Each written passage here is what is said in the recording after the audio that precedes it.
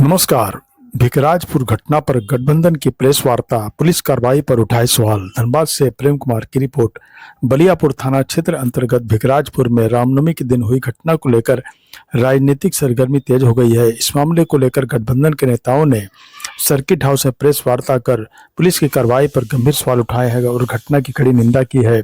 Press वार्ता में गठबंधन के नेताओं ने कहा कि घटना के बाद पुलिस द्वारा 18 लोगों को गिरफ्तार कर जेल भेजा गया है, लेकिन उसके पहले उन्हें बाजार में घुमाना बेहद आपत्तिजनक और गैर कानूनी है। नेताओं का आरोप है कि इस तरह की कार्रवाई न सिर्फ मानव अधिकार का उल्लंघन है, बल्कि कई निर्दोष लोगों को भी बेवजह परेशान किया गया है। उन्होंने कहा कि देश की सर्वोच्च अदालत के स्पष्ट निर्देश है कि जब तक किसी व्यक्ति का दोष साबित नहीं हो जाता, तब तक इस प्रकार की सार्वजनिक पहचान, टीआई परेड जैसे या अपमानजनक व्यवहार नहीं किया जाना चाहिए।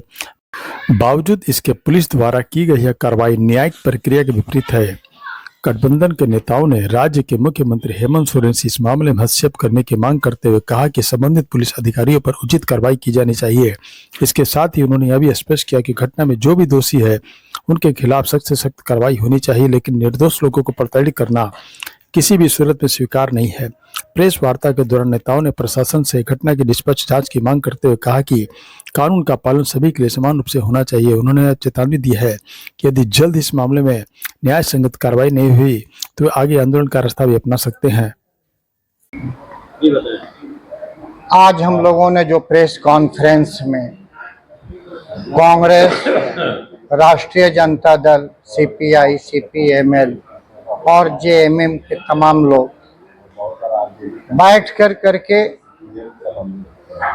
जब से वहाँ बलियापुर में दंगा हुआ है, जब से मतलब 2 दिन 3 दिन जो भी कहें, यूं कहिए कि इसको आग भड़काने का काम भारतीय जनता पार्टी का जो एक एमपी है, मैं नाम लेकर कह रहा हूँ, ईद के पहले से वो वहाँ पे आग का काम कर रहा था और आज वो जो है उसको मतलब अमली जामा पहना दिया। ये सारा सहकावा और बहकावे पे ये काम हुआ है। वहाँ के लोग बहुत अच्छे थे और इस घटना की मैं घोर निंदा करता हूँ राष्ट्रीय जनता दल की ओर से। राष्ट्रीय जनता दल के हम उन महान शक्ति के और उस महान योद्धा के हम लोग सिपाही हैं जो एक समय में मुजफ्फरपुर में डंडा से लेकर मुख्यमंत्री दौड़ाया करते थे दंगाइयों को। हम लोग उनके चाहने और मानने वाले हैं। जो ये घटना घटी, हम चाहेंगे पुलिस प्रशासन से जो बार बार पीठ थपथपा रही है, अपनी वाहवाही ले रही है, आज के भी आपके माध्यम से आया है कि टी परेड करवाया और उसके बाद पहचान किया जा रहा है और उनको जेल भेजा गया है।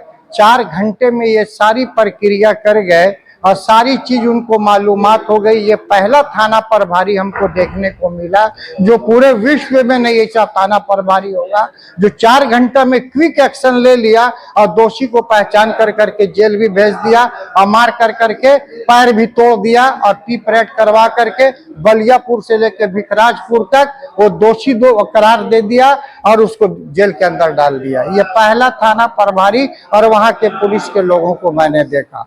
एक पक्षीय काम मैं प्रशासन से कहता हूँ, राष्ट्रीय जनता दल के एक पक्षीय काम वहां करने की जरूरत नहीं है। और मैं माननीय मुख्यमंत्री अपने हेमंत सोरेन जी से निवेदन करता हूं कि वैसे लोगों को जो थाना प्रभारी ने इतना गलत काम किया और गलत स्टेप लिया, कानून की प्रक्रिया तो कानून करता ही रहेगा, लेकिन इनको 1 सेकंड रहने का हक बलियापुर में नहीं है।